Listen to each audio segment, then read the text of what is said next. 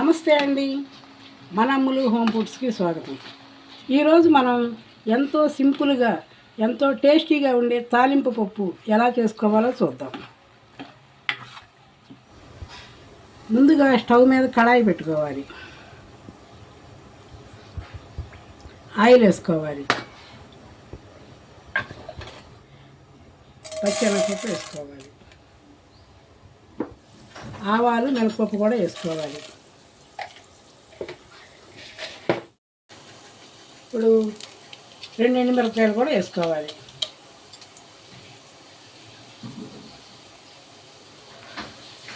రెండు ఎల్లుల్లిపాయ రెబ్బలు కూడా వేసుకోవాలి మంచి సువాసన కోసం. కొంచెం జీలకర్ర,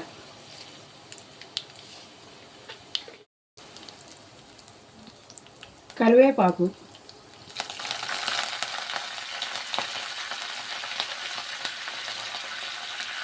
ఉల్లిపాయ ముక్కలు, పచ్చిమిరపకాయ ముక్కలు, చిటికెడు ఇంగు కూడా వేసుకోవాలి.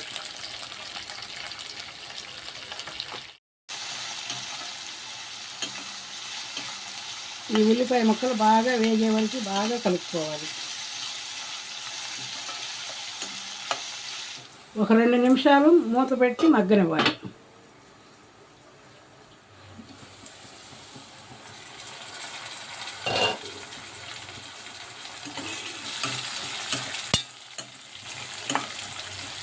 ఉల్లిపాయ పచ్చిమిరపకాయ ముక్కలు బాగా వేగినాయండి. ఇప్పుడు ఉడికించిన కందిపప్పు వేసుకుందాం.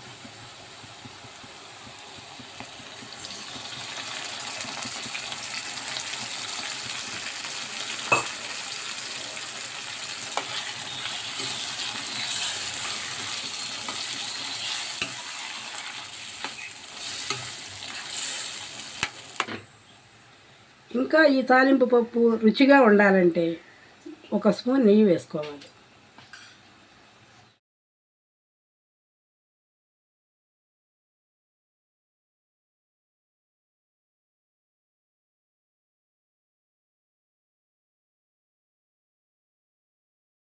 లాస్ట్లో కొంచెం కొత్తిమీర చల్లుకుందాం.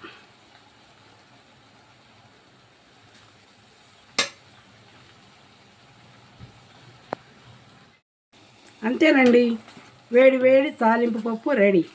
ఇది అన్నంలోకి చపాతీలోకి కూడా చాలా బాగుంటుందండి.